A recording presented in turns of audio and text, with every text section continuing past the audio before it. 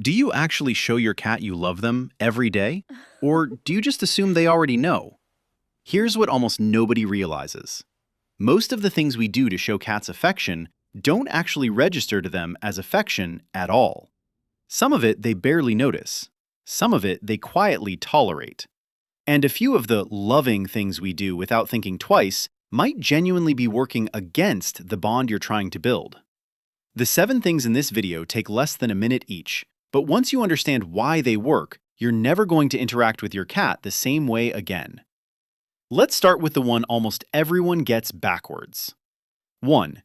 Have you ever caught yourself talking to your cat in that high, soft, slightly ridiculous voice, the one you'd never use in public? Most people feel a little embarrassed about it. Here's why you shouldn't. Researchers at Université Paris-Nanterre ran a study testing exactly this. They played cats recordings of their owner's voice and a stranger's voice, each one speaking in 2 different tones, a normal adult voice and that soft, pet-directed baby talk. The cats barely reacted to the stranger at all, in either tone. But when their own owner's voice came through in that pet-directed tone specifically, the cat's attention spiked, ears turning, heads lifting toward the sound. That's not your cat reacting to noise, that's recognition. And it only fully clicks when the voice is both yours and in that specific register. So every time you walk past your cat, feed them, or catch them staring at you from across the room, say something, anything.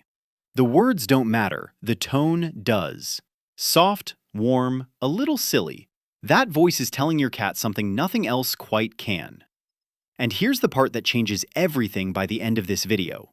There's one specific spot on your cat's body that does something even deeper than voice ever could. And the reason it works ties directly back to how your cat is bonded to you in the first place. We're getting there, stay with me. Have you ever caught your cat staring at you and then slowly closing their eyes? Most people assume that means they're sleepy. They're not. A team of psychologists at the universities of Sussex and Portsmouth ran 2 experiments on exactly this behavior, published in scientific reports. In the first, cats slow blinked back significantly more often when their owner slow blinked at them first, compared to when the owner just sat there with no interaction at all. In the second experiment, cats who received a slow blink from a complete stranger were more likely to approach that person afterward than cats who got a neutral, unblinking stare. So the effect works both with people your cat already trusts and with people they've never met, which tells you something. That gesture isn't just tolerated, it's read consistently as a signal of safety. Here's what makes this one worth doing daily. A direct, unblinking stare is closer to a challenge in cat language.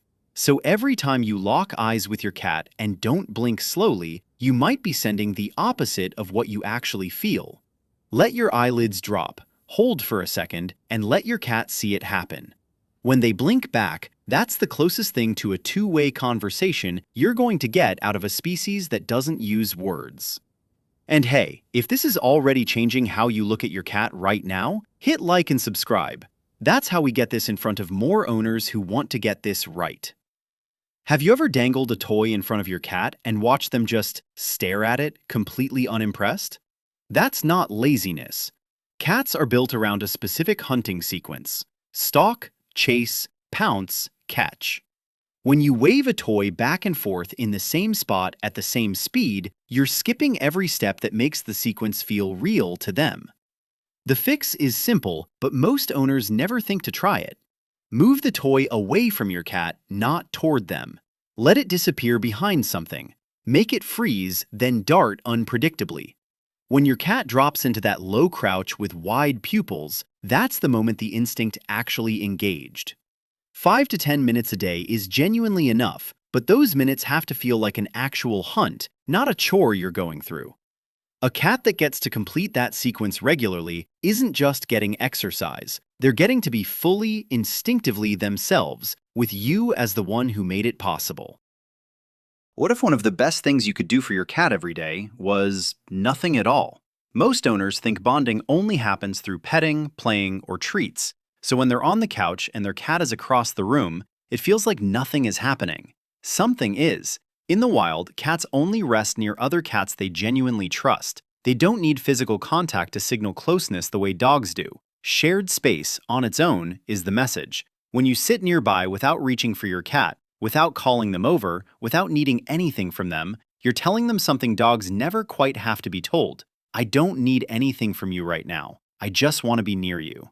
Try it tomorrow. Read, scroll your phone, do whatever you'd normally do. Just let your cat exist near you with zero pressure attached. Over time, that distance tends to close on its own. Not because you asked, because they chose to. How do you actually greet your cat when you walk into a room? Be honest, do you just reach down and start petting?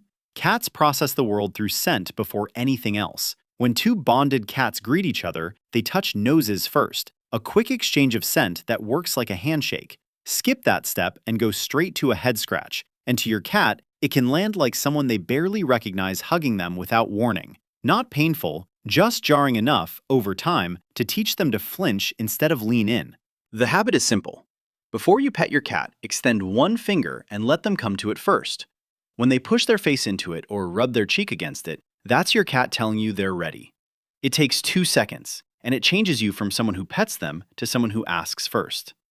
Have you ever scooped up your sleeping cat just because they looked too perfect to resist? Most owners have. It feels like love. To your cat, it can feel like something else entirely.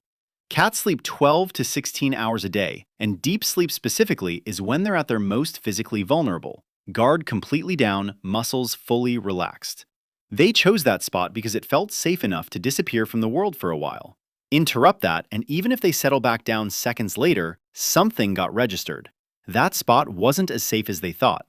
Do this often enough, and you'll start noticing your cat picking harder to reach sleeping spots. Under furniture, up high, tucked away. Not antisocial, protecting their rest from the one variable they can't predict. The habit here is the easiest one on this list. When your cat is asleep, just walk past them. Remember what I said back in the first point, that there's one spot on your cat's body that does something even deeper than voice ever could, and it ties back to how they're bonded to you. Here it is. When cats groom each other, called allo-grooming, they're selective about it. It happens most between cats who already trust each other, and it functions as a genuine social bond, not just hygiene. Gentle stroking around the head and ears taps into that same category of contact for your cat. Here's where the science gets specific, and it's worth getting right. Researchers studying oxytocin in pet cats found that during free interaction with their owner, oxytocin actually rose in cats with a secure attachment style, while in cats with an anxious attachment style, it tended to drop instead. Same interaction, opposite chemical response. Which means this isn't just about technique, it's about whether your cat feels safe enough, overall, for that biology to work in your favor.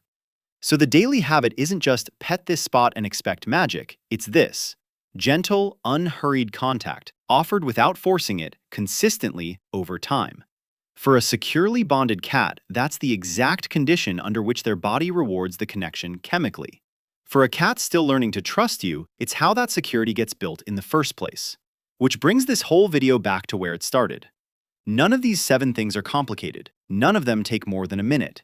But every single one of them is your cat's actual language, not the one we assume they should understand. You've been fluent in it this whole time. You just didn't know you were being tested.